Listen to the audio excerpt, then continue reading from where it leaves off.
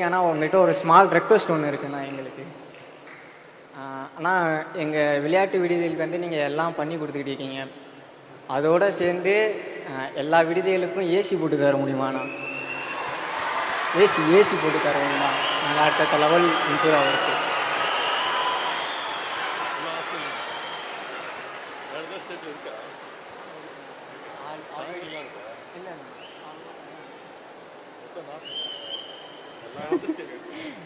கிடைச்ச சான்ஸ் பயங்கரமா யூஸ் பண்ணிக்கிட்டாரு. இதுவரைக்கும் அமைதியா இருந்த வீரர்கள் இந்த ரெக்வெஸ்டுக்கு எவ்வளவு உற்சாகமாயிட்டாங்க பாத்தீங்களா? எல்லாருடைய குரலாவும் தம்பி மாறி இருக்கான்.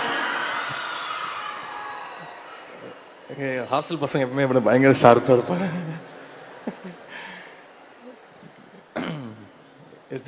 எஸ்டிஐடி ஹாஸ்டல்ஸ் வந்து ஒரு 41 ஹாஸ்டல் இருக்கு. 2500 பசங்க அதில் ட்ரெயின் பண்ணிட்டு இருக்கிறோம்.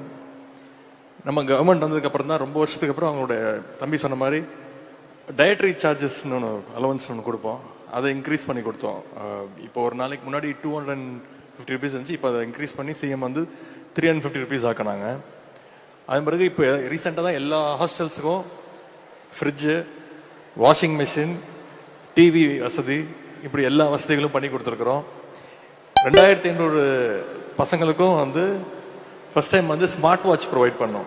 ஏன்னா இப்போ இருக்கிற பசங்களுக்கு ஸ்மார்ட் வாட்ச் ரொம்ப ரொம்ப முக்கியமான ஒரு விஷயம். எவ்வளோ ட்ரெயின் பண்ணுறாங்க, எவ்வளோ கேலரிஸ் பர்ன் பண்ணுறாங்க, என்ன சாப்பிட்றாங்க, எல்லாமே எவ்வளோ நேரம் தூங்குறாங்க, அதெல்லாம் பார்க்கறதுக்கு. இப்போது அது பத்தாதுன்னு ஏசி வசதியா? சரி, நிச்சயம் பண்ணி கொடுக்கலாம்.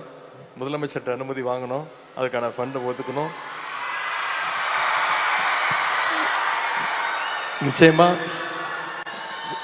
மீண்டும் நம்முடைய அரசு அமைஞ்ச பிறகு நான் திருப்பி எனக்கு இந்த போர்ட்ஃபோலியோ கொடுத்தாங்கன்னா, விளையாட்டுத்துறை அமைச்சராக பொறுப்பு வந்துச்சுன்னா, நான் போடுற முதல் கையெழுத்து எல்லா ஹாஸ்டல்ஸுக்கும் ஏசி வசதி பண்ணி கொடுப்பதற்கான கையெழுத்தாக நிச்சயமாக இருக்கும்.